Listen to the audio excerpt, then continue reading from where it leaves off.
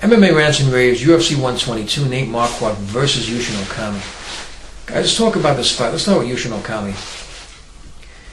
The best way to really gauge a fighter in most cases is to look at their most recent fight.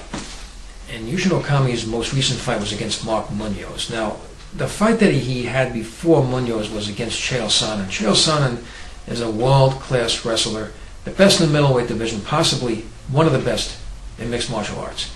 And for the first time in Okami's career, he was just being taken down and being controlled. He was in situations where he was in big trouble in that fight. He fought a good fight, landed some good punches. He's very well known for that jab on the outside, which does a lot of damage. And you can see Sonnen's face after the fight. So, the guy's a really tough fighter. Went to a decision, but Sonnen controlled most of the fight. Also did very well in the stand-up.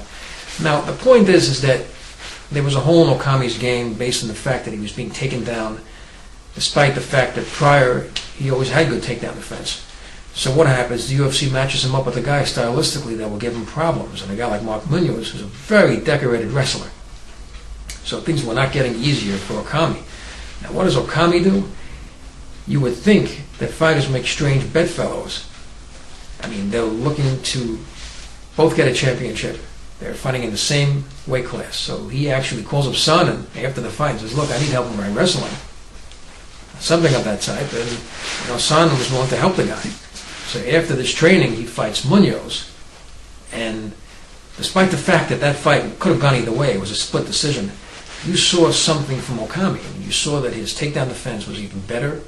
He was utilizing some nice throws and he even went for a takedown.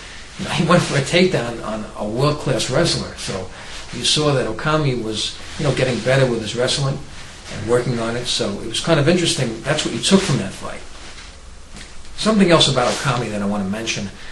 This upcoming fight may have a lot of pressure on it. I mean, for the first time, I think, in UFC history, a Japanese mixed martial artist will get a title shot if he wins this fight. He had a chance again. It's ironic. It was the same guy, Okami. 2007 against Rich Franklin.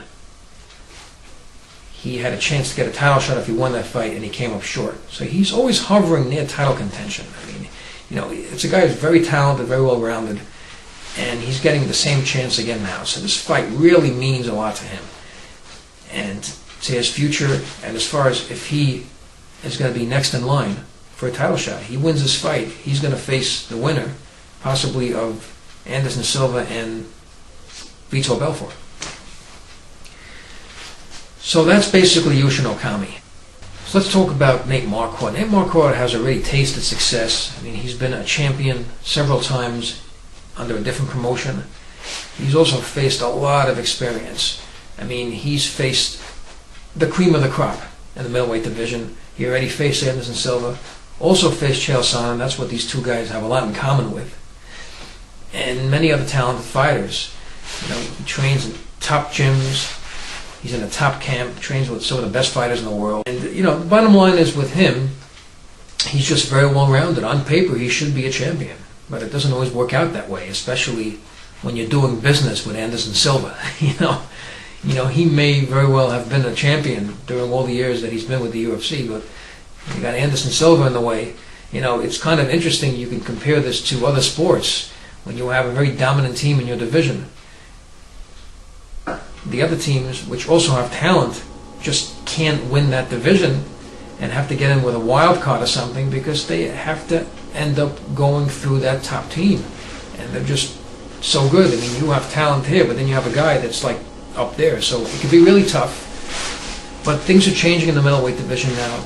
We've seen it in Anderson Silva's last fight. Who knows what's going to happen in the Belfort fight. So this middleweight division is really interesting.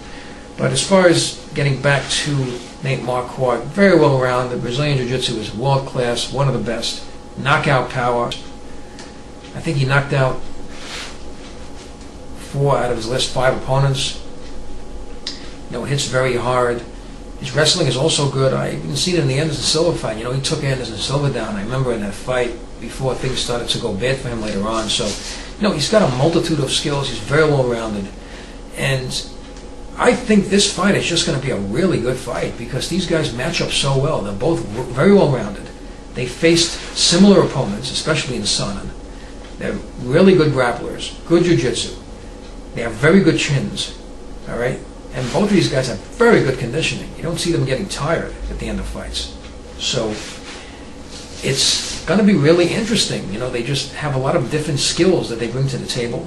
And all those skills are basically going to come together and match up very well. So, you know, this fight has a makings to go deep.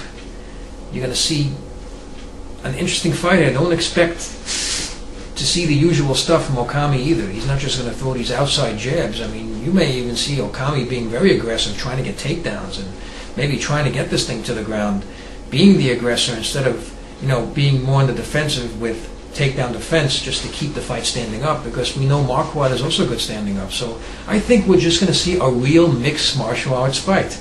It's kind of funny, we're using the word mixed martial arts. We're going to see mixed martial arts from these two fighters in this fight, not just one thing that they like to kind of stick to.